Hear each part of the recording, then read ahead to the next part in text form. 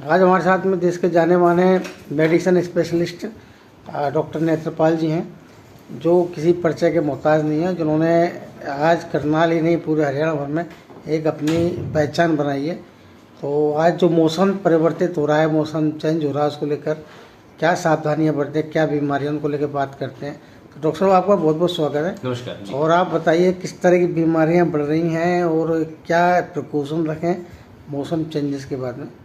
देखिए, जैसे ही सर्दियाँ शुरू हो जाती हैं, वैसे तो बहुत सारी प्रॉब्लम्स हैं जो कि सर्दियों में बढ़ती हैं, लेकिन मैं मुख्य तौर पर वो बीमारी की बात करना चाहूँगा जो हमारी क्रॉनिक डिजीज़ होती हैं, जैसे कि शुगर है, ब्लड प्रेशर है, अस्थमा के पेशेंट हैं, हार्ट पेशेंट्स हैं या ब्रेन स्ट्रोक्स के पेशेंट हैं।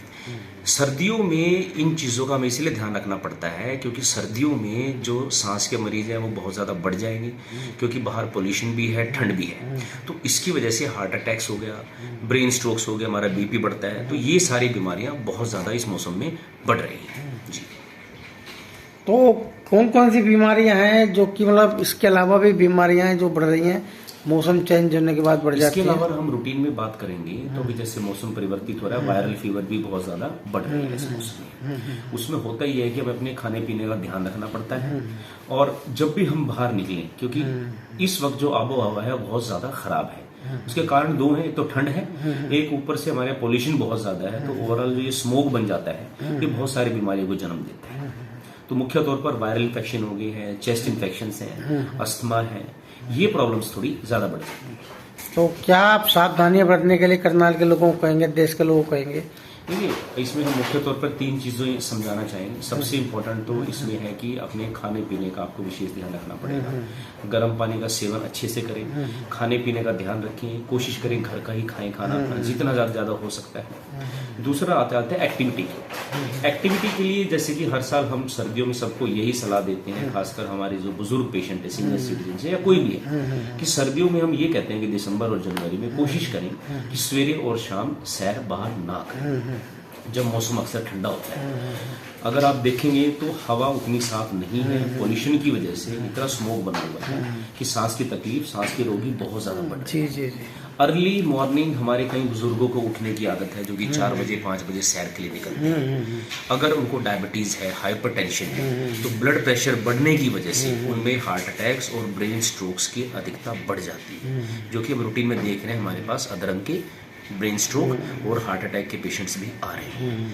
तो सबसे बड़ी हिदायत ये है कि हमें एक्टिविटी अगर करनी है तो इंडोर एक्टिविटी करनी है, या दिन में जब धूप निकल जाती है तब आपको बाहर जाके सैर करा लीजिए। सैर करने के लिए कौन सा टाइम निर्धारित कर, कौन सा टाइम? देखिए, दिन में जब थोड़ी धूप निकलती है, मौसम खुलता है, साफ होता है। हाँ, मेरा 7 बजे भी नहीं कहूंगा मैं, 10 बजे 11 बजे मौसम खुलता है अच्छे से। अगर आपको समय मिलता है उसमें तो अपने लिए आधा घंटा 1 घंटा आप निकाल सकते हैं उसमें जी।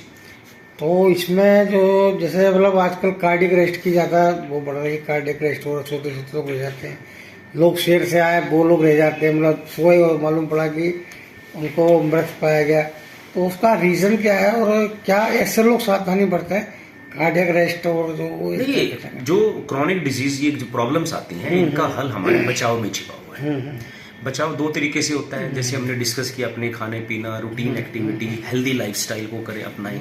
उसके अलावा आज की डेट में हमें रूटीन अपना चेकअप करा लेना चाहिए नज़दीकी फिजिशियन से। रूटीन चेक, अगर आप हेल्दी भी हैं तो रूटीन में अपना ब्लड प्रेशर, शुगर और ब्लड टेस्ट जो रूटीन में, क्योंकि बहुत सारी प्रॉब्लम्स हैं, अगर समय पकड़ी जाती हैं तो उनकी वजह से जो दुष्परिणाम बाद में निकल के आते हैं उनसे बचा जा सकता है। तो हमारी सलाह यह है कि इन चीज़ों को आज नज़रअंदाज ना करें।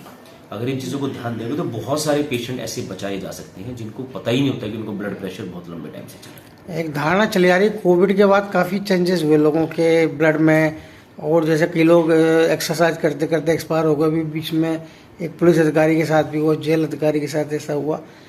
तो मतलब क्या कोविड के बाद में कुछ परिवर्तन आया, कुछ मतलब सिम्टम्स बने हैं, बॉडी में चेंजेस आए हैं? ये जो वायरस था कहीं ना कहीं हमारे लिए एक चीज तो है कि ये तो कोविड तो जा चुका है, लेकिन इसकी वजह से क्या हुआ है कि हमारी बॉडी की इम्यूनिटी पे बहुत फर्क पड़ा है। ये हम रूटीन में देख रहे हैं। अलग अलग तरह के पेशेंट्स हमारे पास आ रहे हैं, किसी को हार्ट पे असर है, किसी को लंग्स पे असर रह जाता है, बहुत सारे यंग पेशेंट्स आ रहे हैं जिनको ब्रेन पे असर पड़ा है। जी, क्योंकि जी। याददाश्त तक में फर्क पड़ गया है। जी जी। तो कहाँ कहाँ नुकसान इन चीजों के हुए हैं वो तो रूटीन में जब हम प्रैक्टिस करते हैं, पेशेंट देखते हो, तभी पता निकल के आ रहे हैं, क्योंकि नोवल डिजीज इससे पहले कभी हुआ ही नहीं। जी जी जी। लेकिन हाँ, इसमें कोई दो राय नहीं है, अगर हमें इन बीमारियों से निजात पाना है, ये जो अकस्मात ये जो मृत्यु पेशेंट्स की हो जाती है, सडन डेथ हो रही है, कार्डियक अरेस्ट हो रहे हैं, हमें अपने आप को ही मजबूत करना पड़ेगा, अपनी इम्यूनिटी को ही मजबूत करना पड़ेगा।